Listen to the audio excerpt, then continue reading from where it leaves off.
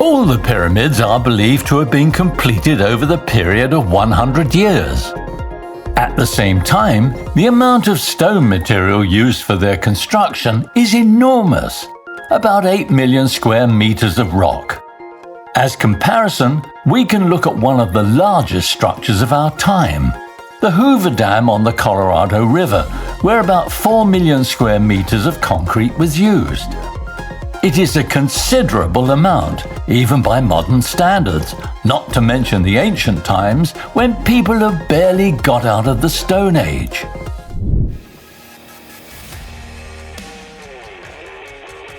I'm ondrashsabo, an independent researcher of prehistoric culture. Some years ago, I've decided to move to Egypt. I've been motivated by only one question: who was the mysterious ancient civilization who built the pyramids and the temples on this sacred land? Subscribe to my channel to visit a lot of unique places and to get advice how to have your own great adventure in Egypt. Let's search for the answers together.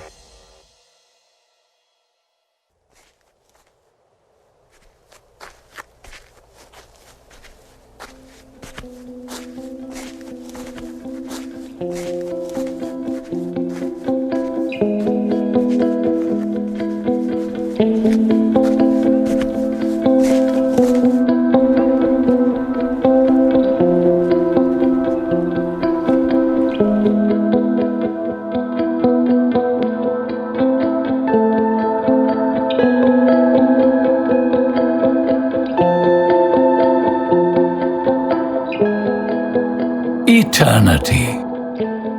Perhaps the first thing that comes to mind when looking at the monumental buildings of Egypt.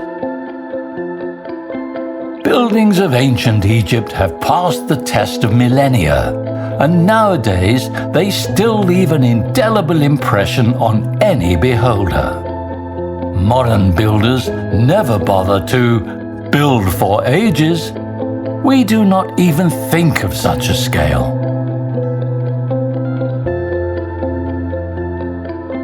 Каким образом древние зодчие смогли создать конструкции, неподвластные времени? И было ли это их целью? Или то, что нам кажется невероятным, для них было лишь побочным свойством строений, возводимых ради целей, известных только им одним? The buildings of ancient Egypt and the skill of the architects who designed them have never ceased to amaze professionals. Durability and wear resistance are the defining qualities of these structures, the pyramids in particular. Any modern building rapidly deteriorates if no maintenance is provided. However, many buildings of ancient Egypt have been able to withstand thousands of years of the harsh desert climate with no maintenance whatsoever.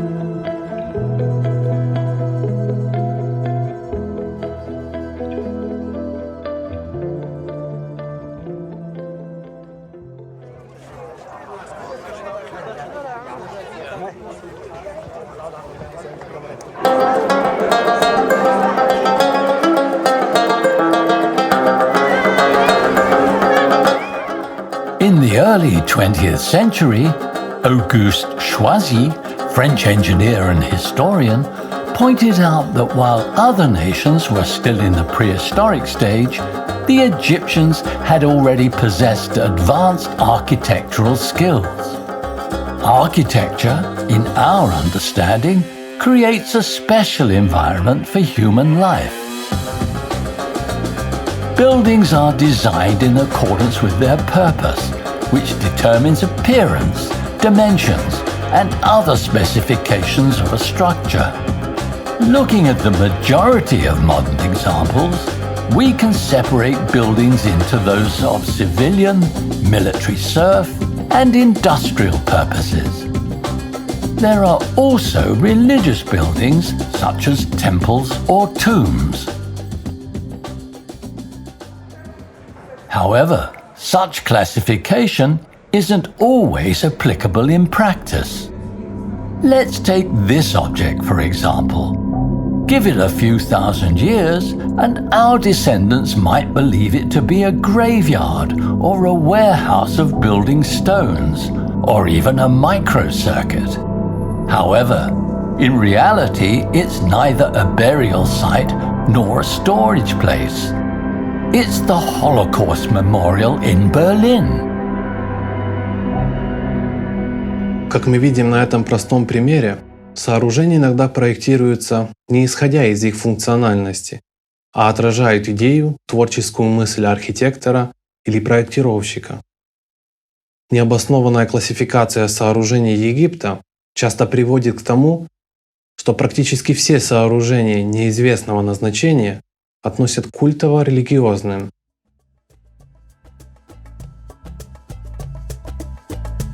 From the previous episodes of the film, The Mysteries of Ancient Egypt, we learned about the 7 famous pyramids.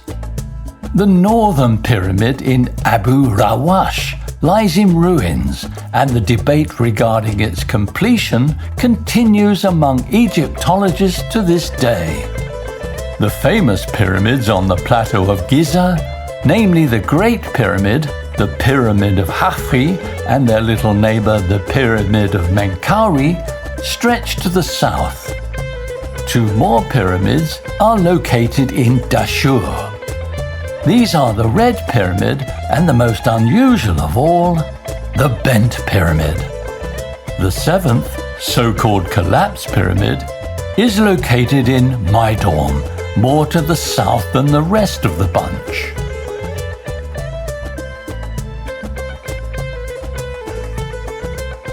The shape of the pyramids is the first thing to attract the eye. It is graceful and monumental, but simple. The pyramids have a lot in common in terms of their structure. Let's take the foundation, for example. Первые 1, 2, 3, 4, 5, 6 рядов составляют монолит скального основания. Если мысленно продолжить вот с 6-го ряда на противоположную стенку плато, они как раз соединятся по прямой. Перед стройкой выбрали полоску, как траншею. С одной стороны обработали уступами, и на эти уступы уже стали класть блоки. То есть то, что это именно так, вот доказывает трещина. Трещина идет от пирамиды по полу и уходит в стенку скалы. Most pyramids rest upon the main bedrock, and that was made possible due to serious careful measuring, planning, and designing in advance. Today, such design is carried out with the help of 3D modeling. Многие пропускают тот факт, что на плато Гиза есть следы инженерной подготовки территории. Если проанализировать топографические съемки, видно, что с западной стороны имеется перепад высотных отметок. Это говорит о том, что территория была подготовлена, то есть изменен естественный горизонт на искусственный. For most pyramids, the angle of inclination of the outer surfaces varies from 50 to 53 degrees. The only exception is the dahshur pyramids. The Red Pyramid has a tilt angle of 43 degrees, and the Bent Pyramid has the same angle in the upper part and 54 degrees of tilt at the bottom. Although it is believed that this pyramid began to decay during the construction itself, it has managed to keep its shape and even its casing better than any other pyramid. Выбор и соблюдение практически идентичных углов наклона позволяет сделать предположение о необходимости подобных архитектурных решений.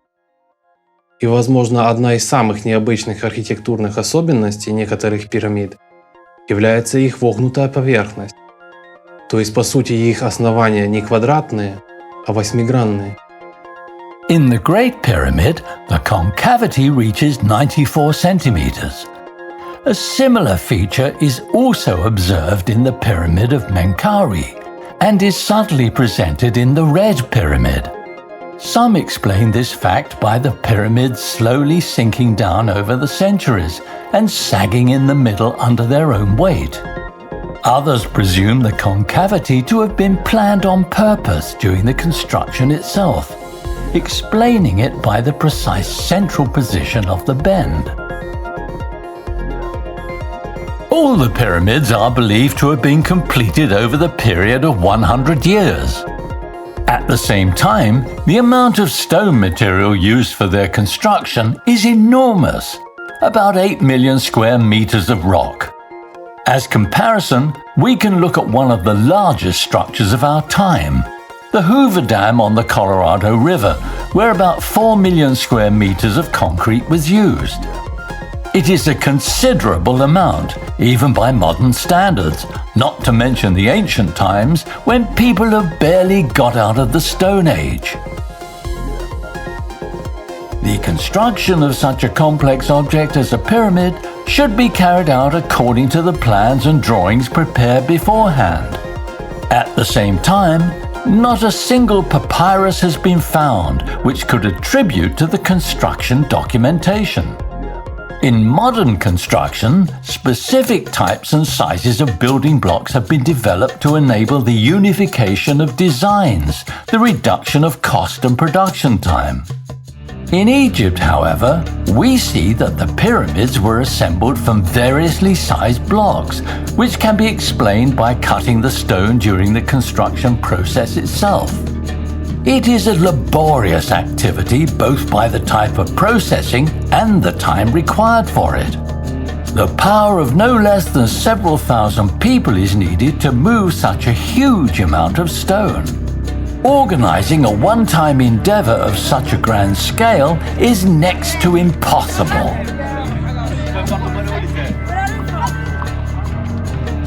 В последние десятилетия стараниями различных стран была сделана не одна попытка доказать возможность подобного строительного процесса, но обычно это ограничивалось небольшим весом строительного материала или заканчивалось использованием современной грузоподъемной техники.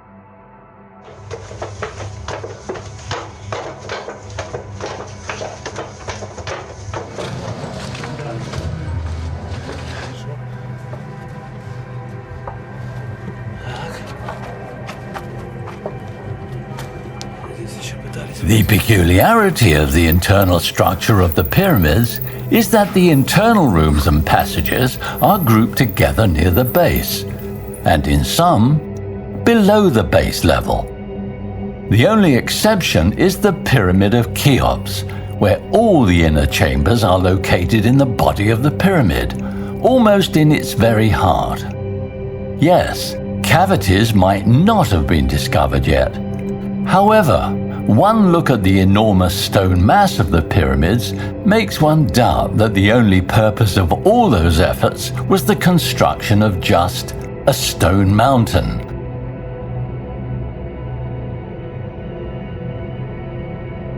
There are many similarities in the internal design of the Great Pyramids. Almost all the pyramids feature entrances on the northern side, in the center. And in 5 of the 7 entrances are placed just a few meters above the ground level. These entrances lead to descending corridors, the length of which varies between 100 to 50 meters.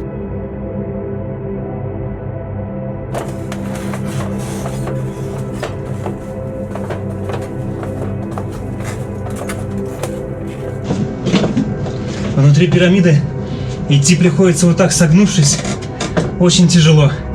Похоже, что вообще не для человека было сделано. Древние египтяне были настоящими альпинистами, если им приходилось здесь ходить.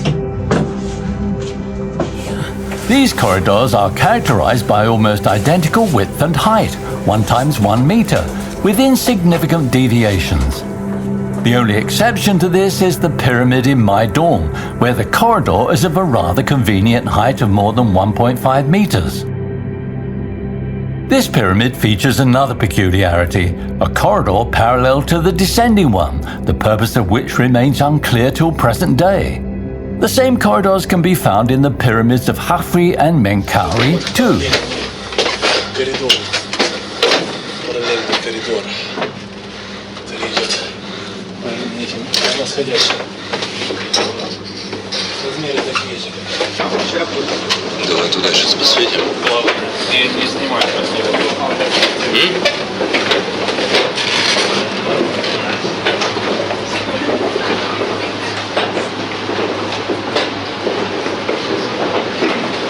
Вот видно со стола, по-моему, да?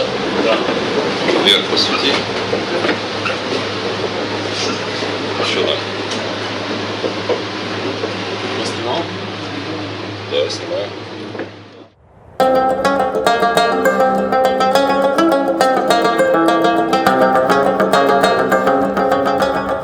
It is believed that in the Pyramid of Menkaure, the parallel corridor was originally meant as the pyramid entrance. At first, the length of the pyramid's sides was 60 meters, but later it was increased to 102 times 104 meters. Thus, it was assumed that the pyramid was erected on top of a more ancient building, as its intricate internal structure leads to suggest. However, this does still not let us assume that the changes in the structural design were made at a different time. It is worth mentioning that the descending corridor of the Pyramid of Cheops has an angle of slightly more than 26 degrees to the horizon, and this value is found in the majority of the Great Pyramids. The reasoning behind this number is unclear. Англ равен половина этого 26 градусов. Это может иметь отношение к строительной технологии. Например, кирпич, с которого мы сейчас дома делаем, там имеет такой же угол внутри себя.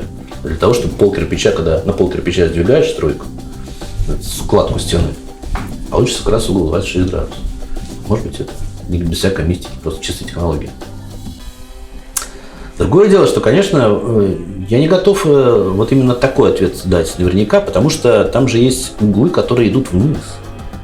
Если ты кладешь восходящий ход, вот там кирпич может сыграть роль.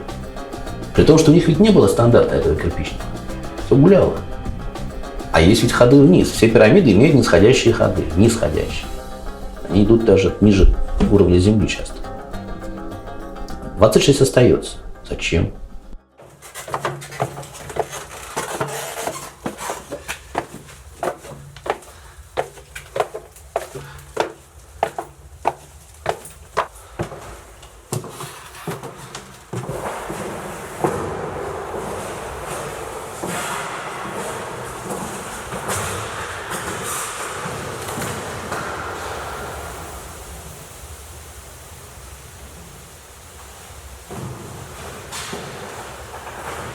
Four of the 7 pyramids feature corbelled space in their internal designs.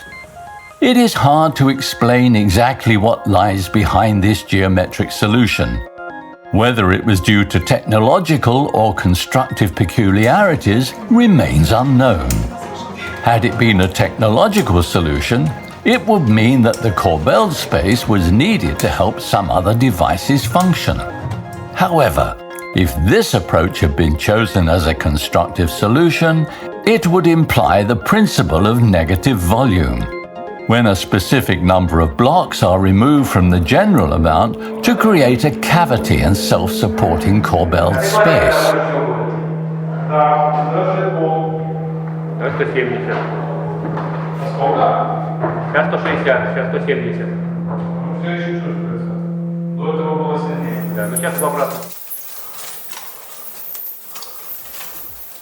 In the bent pyramid, the corbelled space is visible even above the so-called portcullis, the purpose of which was to close the passage. In the pyramid in my dorm, such corbelled space was found in the parallel corridor with rooms. According to some researchers, they served as unloading chambers and supported the weight of the entire pyramid. This hypothesis, however, has not been confirmed yet. The internal finish of the pyramids can be divided into two types: qualitative one with geometrically perfect smooth faces and planes that only insignificantly deviates from a single value, and geometrically complex one with neither faces nor planes and roughly processed inner surface of the premises.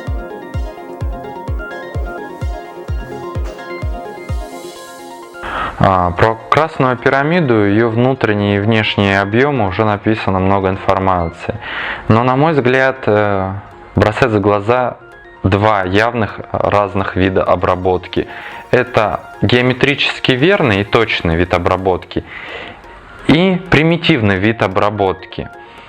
О чем свидетельствует последний вид? Скорее всего, о том, что какие-то изменения были внесены во внутренние конструкции уже после строительства данной пирамиды.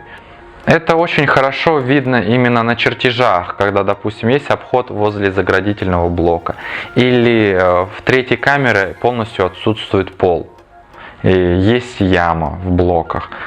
Это именно свидетельствует о том, что данные пирамида уже досталась в наследство жителям Древнего Египта, и они просто проводили на ней свои археологические раскопки.